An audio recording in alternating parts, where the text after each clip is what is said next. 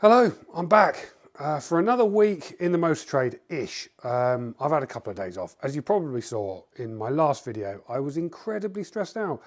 So I decided to have a few days off and just let the car industry be by itself for a few days. Anyway, I'm back in action now. Tomorrow I've got to look at a couple of cars about potentially buying them. I've got to hand over a few cars this week, and I'm also going to give you a little insight into just how much profit a used car dealer like me does or doesn't make. This is the AI Car Dealership Project.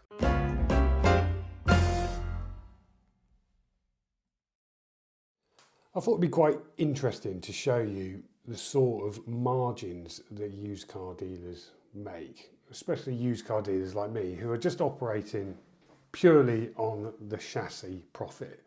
And just it explains to you just how slim these margins are and quite why this is such a stressful and difficult business to be in. So take this car, an average auction price of £10,000, a lot more than I pay for, but just trying to use some simple maths for this one. £10,000 for the auction price of that car. It's the trade price. So that's what I can buy it for in an auction. Purchase fee for that would be about £350. This is excluding VAT, so £350. More likely than not, there will be a transportation fee. It's normally about £250 on average of the cost that I've worked out, about £250. I do try and pick them up, and there is a reason that I do that. I like to go and buy cars locally so I can save that, and you'll see why that £250 is a massive saving. Reconditioning costs. So this is the cost that I budget for when it comes to doing the service, doing the MOT on every car that I do, doing things like brakes if they need them, new tyres if they need them, any problems that will come up prior to that sale or when the sale has been agreed. I've taken it to the workshop. This is the cost that I allocate on to pay out to get that car in a tip-top condition to go out the door. I've gone through all my costs on the 40 odd cars that I've sold. The average has been £320. Some are a lot higher, considerably higher, some are a lot lower, but it's worked out about 320 quid. Warranty cost is about £250, so I allocate £250 for every car into a warranty pot. I'm selling cars that are on average 10 years old, they're 100,000 miles, around that. They do go wrong, they're used cars. So I put £250 for every sale aside in a separate savings account, and if someone comes back with a warranty claim in the first 3 months or 3,000 miles, it comes out of that pot. So £250 of that is put aside. Advertising costs, so this is the likes of Auto Trader, it's about £200 per car, roughly. If I work out how much I spend, so roughly it works out about £200 a car. So total cost there, £11,370. And the retail price of that car will be about £12,000. So, there you can see that I've worked in a £2,000 margin. When you've seen in my previous videos, when I'm buying cars, I'm working on about £1,500 or trying to get to that because it is competitive. If you can get £2,000, this shows you how this sort of eats into it.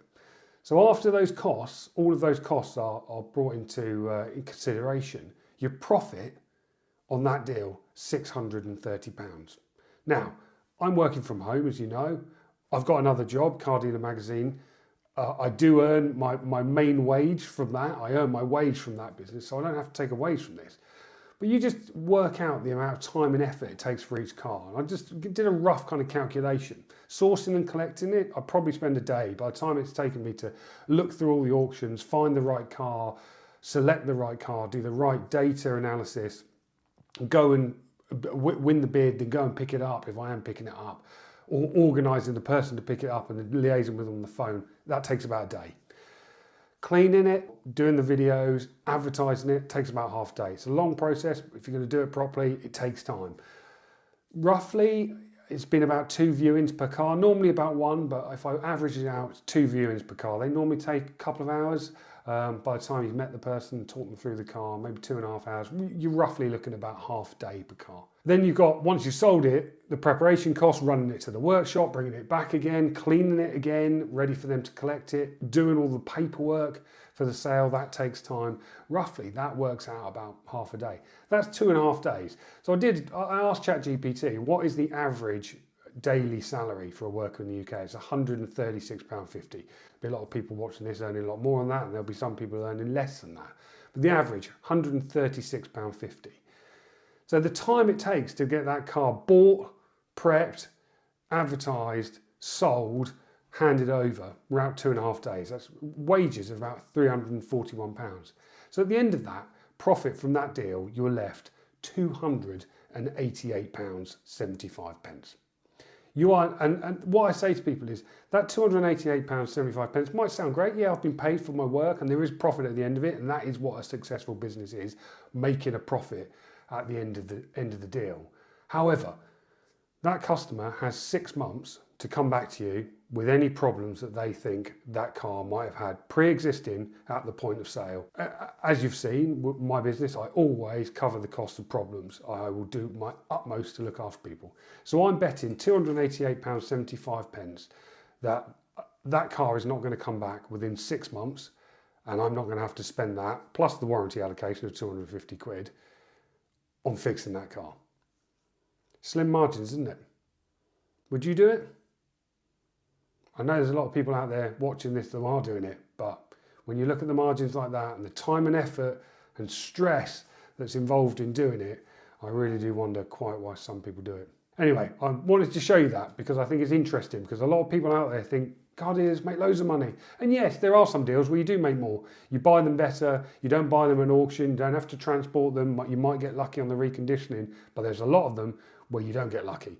And there's a lot of them where you do have to spend out a lot more money, and those warranty claims come back and they're far higher than that £250 you put in the pot. They're the ones you need to look out for. So I wanted to explain that to sort of give you some understanding of quite why this is a stressful business, and maybe why I've got a few more grey hairs on my head. Hello, good morning. So, busy day today, back in action. Currently walking to the workshop to have a look at that Kia that was there the other week that I offered to buy. Hopefully going to be buying that. I am then heading over to Portsmouth, where I need to go to my other workshop to pick up that Duke that's got the new clutch, bring that back, and I've got someone bringing a Fiesta around for me to have a look at to potentially buy. Lots to do. The other thing is, this workshop is currently up for rent. I noticed that online, so I'm going to have a little look at what the guys have to say about that. Right, let's pop in, have a chat. That is the Kia bought. Really nice car, incredibly well looked after. I mean, look at that for a wad of paperwork. Yeah, nice fortuitous meeting, that, really handy. I just happened to pop in here last week. He was in here getting a problems fixed with this car, which he's paid for and it's sorted, but he's decided to chop it in as a result. I've made him an offer there and then. He called me back and I bought it. Really pleased with that, loads of history. He is incredibly well looked after this car. Full Kia main dealer service history on 81,000 miles, 66 plate. I bet it sells pretty quickly. I mean, it's got a couple of little marks on it. Nothing I don't think will polish out. Handy. Wasn't planning on buying too many cars, but that's one today. Possibly another one later with this Fiesta that's popping around. Up over the road to the body shop now and just check on that mocha that Rich has been tarting up. See how he's got on, shall we? Hopefully it's done. Are you alright, Rich? All done with the mocha? Yes, mate, it's all done, yeah. Yeah, it's all done. I must have walked past it, because it's apparently over here. Well, let's go and take a look. It was behind the IX35 all along. Brilliant. Right, let's have a look, see what it's like. This rear corner. That's a lot better than it was, isn't it? Well, not perfect, but definitely better. On this side, I bought a little bit of polish to have a go at that. So I'm going to tackle that before I get this advertised. Really need to get this one up for sale, and this one. Still waiting for the door on that. The door to be looked at because of that crumple. Quick sit rep for you on the cars here. That's sold, waiting to be picked up September. IX35 sold, hopefully going out on Thursday. Well, will be going out on Thursday. The Astra, there, can't point, and the Mocha, doing it backwards, both need to go up for sale. The Kia I've just bought, need to put that one up for sale, and the Mini over there is sold and needs to go out the door. So basically they've got all of my cars here, apart from the Duke, which is in Portsmouth, which we need to go and pick up now.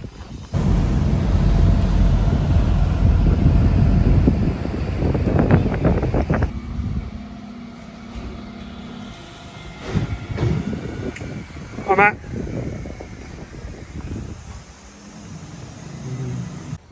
Right, let's give this clutch a go.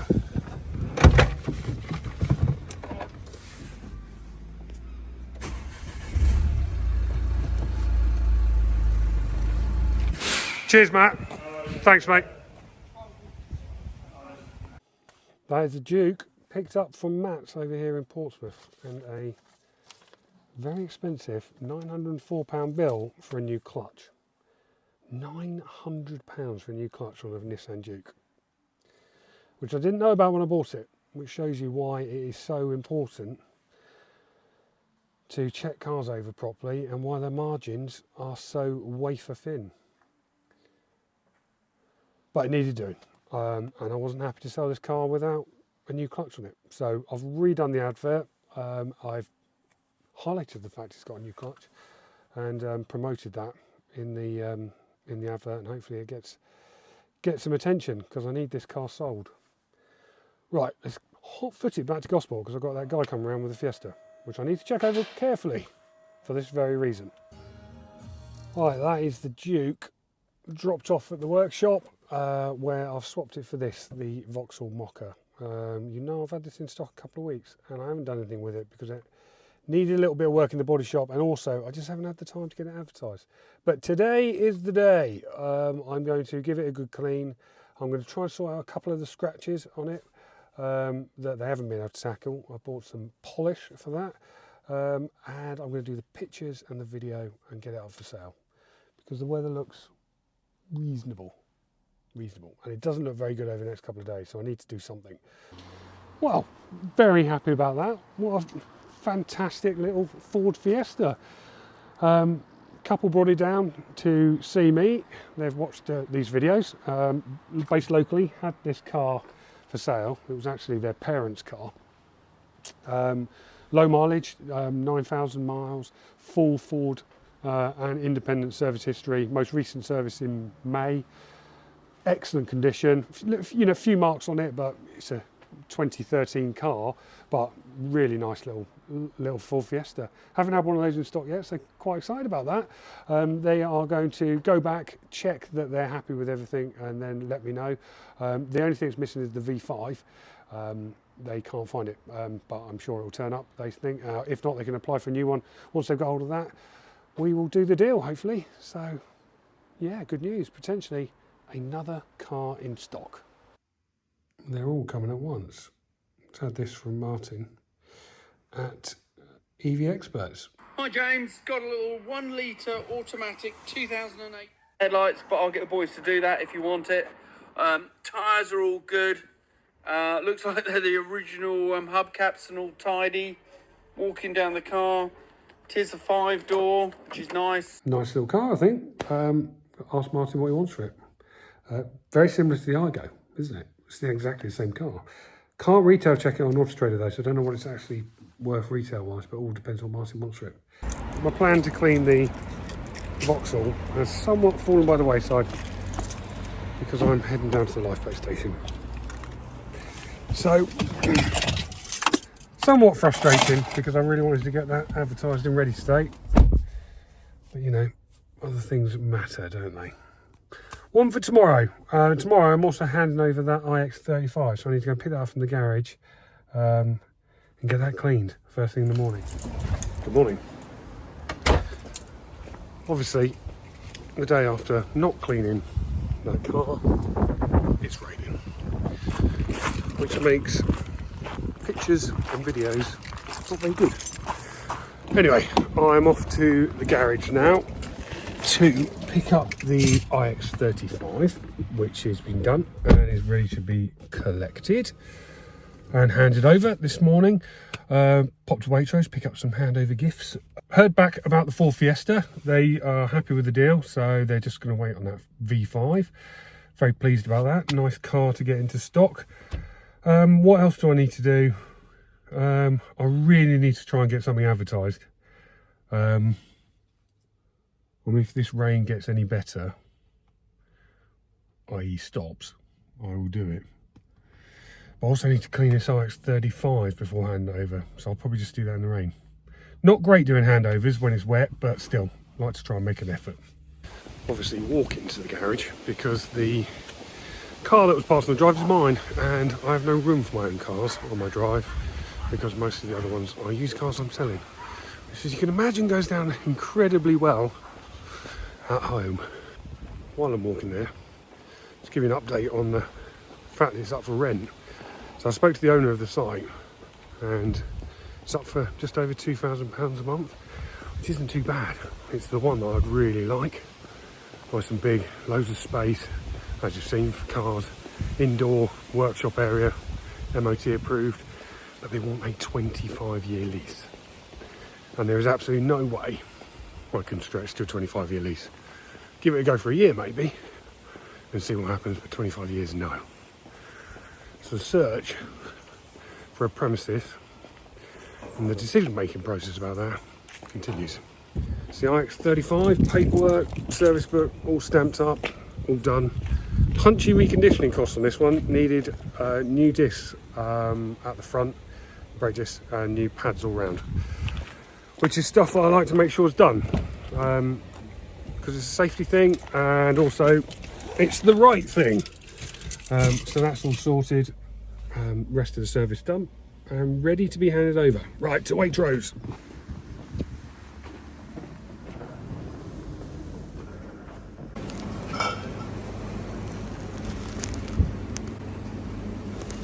A little demoralising cleaning the car in the rain, or cleaning the car when it's not raining, and then it just starts raining just as you finish polishing it.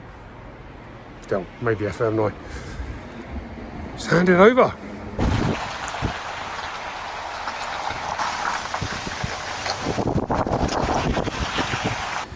Empty hole on the driveway, which means the Hyundai iX35 is on its way to its new owner in Southampton. Chuffed with that one. That didn't take long, did it? Really good find. Shows the metrics really work. 98 retail rating that car was. Sold super quickly. Yes, it cost me a little bit more to prep than I'd hoped, but these things happen, don't they? It's the risk you take when you're buying cars, and you can see from my margins earlier, like, just how slim they are and how important it is to get it right.